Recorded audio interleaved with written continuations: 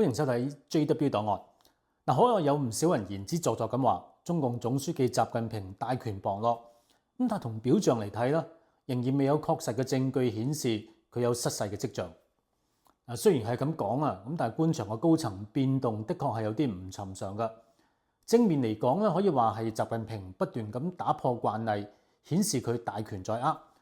但又可以反方向咁解讀，可以話佢嘅親信一個一個咁落馬，所以佢嘅政權係不穩。最新一次莫名其妙嘅官場地震係已經冇公開露面成7個月嘅中共中央政治局委員馬興瑞，佢正式被中紀委通報落馬。呢一屆中共中央政治局已經有3個在任委員被查㗎啦。繼前中央軍委副主席何衛東、張又俠之後，馬興瑞已經係第3個。呢種情況係文革結束以嚟中共在任核心高層最大規模嘅落馬潮。我哋先觀察一下中紀委通報嘅字眼先。今次中紀委對馬興瑞嘅公告係咁㗎：中央政治局委員、中央農村工作領導小組副組長馬興瑞涉嫌嚴重違紀違法，目前正係接受中央紀委、國家監委紀律審查同埋監察調查。通報裡面完全冇用同治2個字，亦都冇中央決定或者係中央研究嘅字眼。對比以往政治局委員落馬嘅通報，2012年薄熙來嘅通報係咁㗎。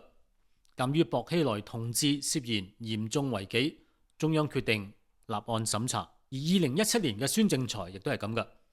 鑑於孫政才同志涉嫌嚴重違紀，中央決定立案審查。2014年嘅周永康，鑑於周永康涉嫌嚴重違紀，中央決定立案審查。而20屆軍委副主席張又俠、何衛東就改用中央研究。今次馬興瑞連中央2個字都冇，可以講係歷嚟政治局委員落馬裏面最乾脆利落㗎。即係話佢已經被開除黨籍公職，喺公佈之前已經處理得最徹底。文革以嚟，所有落馬政治局以上嘅官員，從陳希同、陳良宇到徐才厚、郭伯雄，通告一定有中央決定，又或者係中央研究呢啲字眼。今次做法已經徹底改變咗。到目前為止，冇人猜測到馬興瑞落馬背後嘅政治原因。馬興瑞嘅冒升係有一啲特殊背景嘅，佢屬於習近平嘅親信，航天系嘅代表。早年同彭麗媛喺山東有淵源，經常出入習家。近年軍工系統腐敗案頻密被揭發，佢喺航天科技集團多名舊同僚已經落馬。馬興瑞喺新疆任內強調維穩同埋發展經濟，堅持奉行習近平嘅動態清零防疫措施，導致2022年烏魯木齊大火，火災引發民眾對封控防疫嘅不滿，觸發全國爆發白紙運動。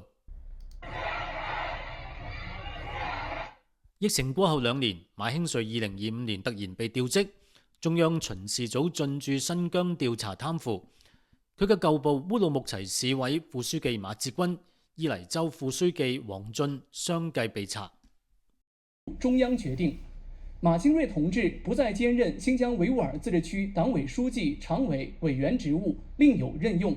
陳小江同志任新疆維吾爾自治區黨委委員、常委、書記。去年9月，習近平視察新疆，2位中央軍委副主席缺席，新疆軍區司令同政委都雙雙消失。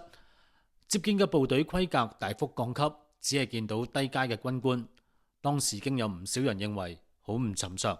馬興瑞今年61歲，哈爾濱工業大學博士出身，被外界稱為航天少帥。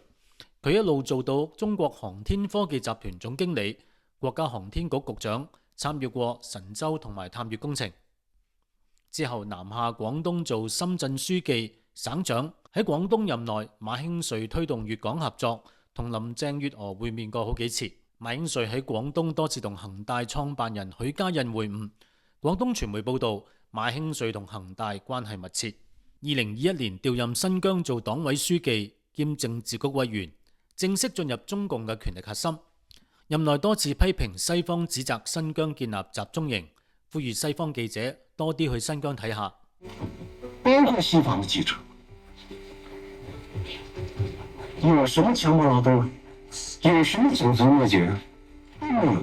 在這裡啊，我強烈呼籲各位記者朋友們，我们到新疆去走一走，看一看，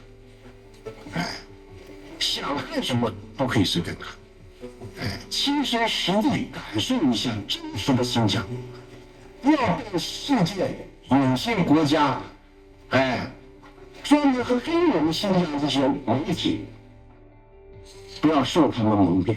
佢到2025年7月突然卸任新疆書記。中央決定，馬興瑞同志不再兼任新疆維吾爾自治區黨委書記、常委、委員職務，另有任用。之後，馬興瑞一直低調。2025年9月出席國慶招待會，喺同一年紀念抗戰勝利嘅93閱兵儀式上面，鏡頭捕捉到馬興瑞佢頻頻咁抹汗，神情緊張。嗱，睇晒咁多馬興瑞嘅資料，咁雖然仲未知佢嘅死因係乜，咁但係可以肯定嘅係佢係軍工出身嘅，由去年年中開始出事，時間點正好係軍隊大地震同步進行。中央軍委已經有5個人落咗馬，咁而家嚟處理馬興瑞，可以講得係順理成章，亦即係話呢一波對軍方嘅整肅應該係到此為止。